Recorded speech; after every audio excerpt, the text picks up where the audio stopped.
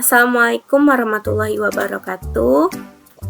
Waalaikumsalam warahmatullahi wabarakatuh, Kak Indah. Saya di sini telah bersama guru inspiratif pilihan saya. Oke Ibu, boleh dong perkenalkan diri dan tempat Ibu bekerja. Oke, makasih ya Kak Indah ya. Halo kawan-kawan semuanya ya. Terima kasih buat Kak Indah yang sudah memberi kesempatan juga ya buat saya bisa berbincang-bincang pada malam hari ini begitu ya. Perkenalkan, nama saya Desti Novianti Nasution.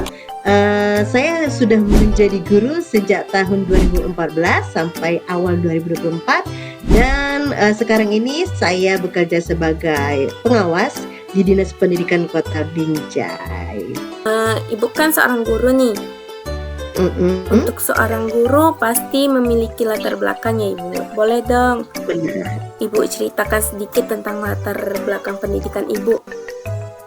Oh oke ya, jadi Bu Desti pernah nempuh pendidikan di mana aja gitu ya Kak ya? Iya. Oke, jadi Bu Desti itu Kak sekolahnya itu di Medan semua ya, di kota Medan. Kerjanya saja yang di Binjai begitu sekarang ini ya. Jadi Bu Desti dulu SD-nya di kota Medan, kemudian melanjutkan SMP-nya itu di Madrasah Sanawiyah. Kemudian Bu Desti lanjutkan juga tingkat SMA-nya itu di Madrasah Aliyah Negeri 1 Medan. Dan Bu Desti kuliah di Universitas Negeri Medan, jurusan pendidikan guru sekolah dasar S1-nya. Jadi Bu Desti itu tamat di tahun 2014 kalau dari Unimed. Perjalanan karir Ibu sebagai guru pasti ada nih hal yang baik dan buruknya. Apa nih tantangan terbesar Ibu dalam mengajar?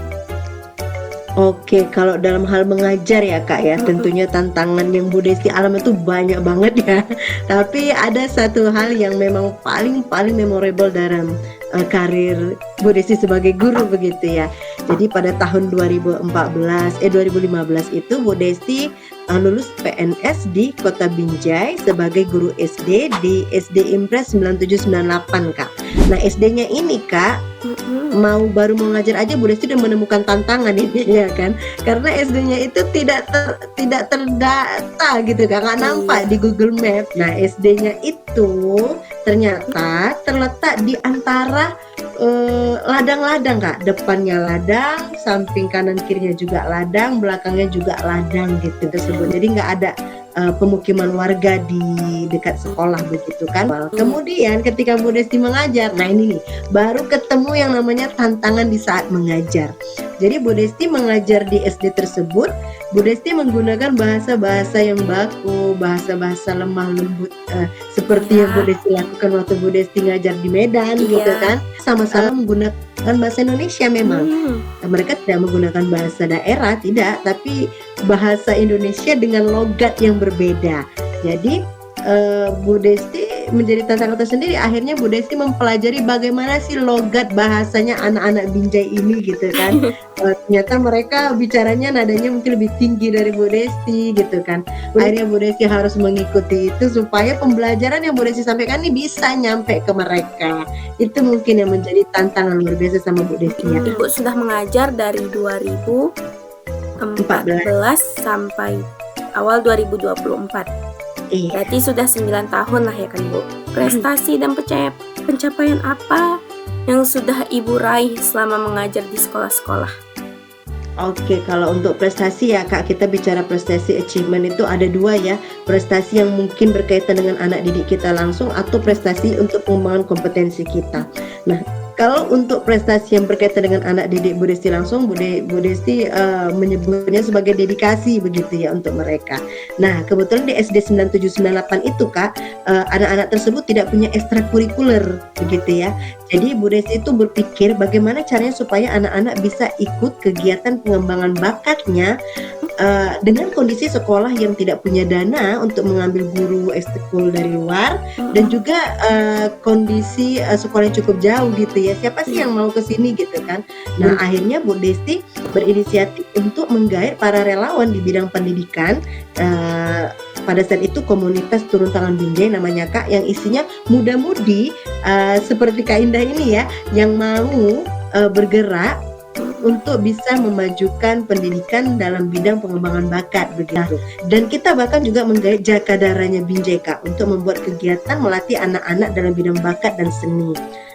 Kemudian kita tidak hanya di bidang tersebut, kita juga mendampingi anak-anak secara psikologis maupun membantu anak-anak untuk bisa mengedukasi mereka tentang kebersihan. Misalnya nggak sikat gigi, nggak mandi pergi sekolah, nggak pakai sepatu gitu Kak. Alhamdulillahnya anak-anak tuh diliput sama TV. Jadi beberapa kali anak-anak diliput kegiatannya di daerah, di program khusus ada, di berita sekilas juga ada gitu ya. Kemudian kalau terkait dengan prestasi yang lebih ke pengembangan kompetensi Bu Desti sebagai guru, Bu Desti mengikuti pelatihan pembuatan video pembelajaran atau video learning diinisiasi oleh PGRI Kota Binjai bekerja sama dengan Jalaluddin Panel Foundation. Nah, pada masa itu dikompetisikan di antara 3 kota, Medan, Binjai dan Deli Serdang. Nah, alhamdulillahnya Bu Desti dapat juara 2 untuk pembuatan video learning begitu. Satu lagi Kak, kalau terkait dengan prestasi gitu ya Kak ya, pengembangan Bu Desti juga pengen nih supaya literasi anak-anak juga berkembang gitu ya. Akhirnya Bu Desti juga bergabung dengan para guru-guru yang ada di seluruh Indonesia di bawah naungan PGRI Pusat begitu ya. Bu Desti membuat antologi puisi bersama guru-guru se-Indonesia di bawah naungan PGRI dengan judul Merajut Kata Selaksa Makna. Ngomong-ngomong soal motivasi, apa nih yang membuat Ibu termotivasi menjadi seorang guru? Memang sih waktu kecil Bu Desti itu sangat suka main guru-guruan gitu ya. Karena Bu Desti merasa Bu Desti suka nih ngajar-ngajarin orang gitu ya.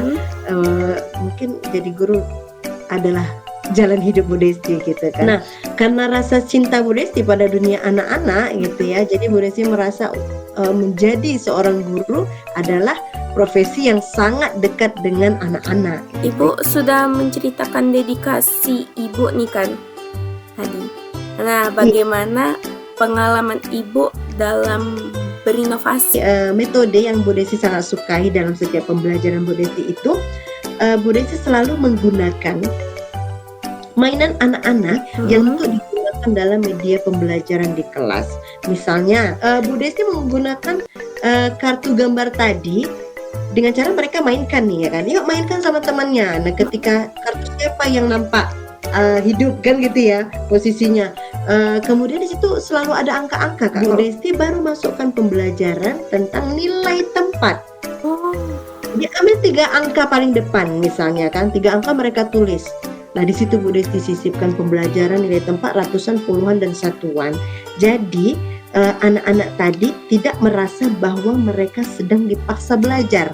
Nah, jadi Bu Desti selalu sampaikan ke anak-anak murid Bu Desti bahwa kita mau belajar sambil bermain atau bermain sambil belajar. Kata mainnya itu nggak pernah Bu Desti tinggalkan, sehingga yang terekam di kepala mereka adalah kami mau main nih. Jadi itu yang Bu Desti lakukan selama ini Kak. Menjadi ciri khas nih bagi Bu Desti sendiri, bahwa bagi Bu Desti belajar itu ya bermain, bermain itu ya belajar gitu. Oke nih Bu, pertanyaan terakhir. Apa tuh? Bagaimana nih cara Ibu memberikan dampak-dampak positif untuk para siswa dan masyarakat di sekitar? Nah, salah satunya itu tadi Kak. Jadi Bu Desti itu kalau di kelas berusaha supaya anak-anak tadi itu merasa bahwa Bu Desti itu bukan guru yang harus ditakuti. Ya, jadi setiap anak itu boleh bercerita kepada Bu Desti dan kepada temannya tentang apapun. Karena sebenarnya memang anak-anak ini kadang-kadang mereka hanya butuh didengarkan. Itu yang mungkin membuat dampak positif yang Bu Desti lakukan dengan metode pembelajaran yang Bu Desti modifikasi, dengan media-media pembelajaran yang Bu Desti juga variasikan, sampai dengan mudah ke hati mereka ketika mereka sudah merasakan kita bagian dari mereka. Nah, kalau terkait ke masyarakat ini ya Kak ya, mengembangkan pergaulan dengan masyarakat sekitar sekolah. Ya, Bu Desti juga mengunjungi rumah-rumah murid yang butuh perhatian khusus, punya atensi pada keluarganya. Di kelas kadang-kadang bermasalah, kalau bahasa kita bilangnya bandel gitu ya, yang mungkin dia punya problem saat belajar, dia nggak fokus atau dia jarang hadir. Bu Desti cari tahu latar belakang keluarganya, bertemu dengan siapa walinya, orang tuanya gitu. Kemudian kita bahas Sama-sama gitu. Dan semoga juga berdampak baik untuk yang nonton dan untuk saya juga, karena saya juga termotivasi dengan cerita-cerita ibu ini, terutama cara ibu berinovasi dan cara ibu termotivasi dengan masa lalu ibu. Makasih banyak ya Bu. Sama-sama Kak Indah, Bodes juga berterima kasih. Assalamualaikum warahmatullahi wabarakatuh. Waalaikumsalam warahmatullahi wabarakatuh.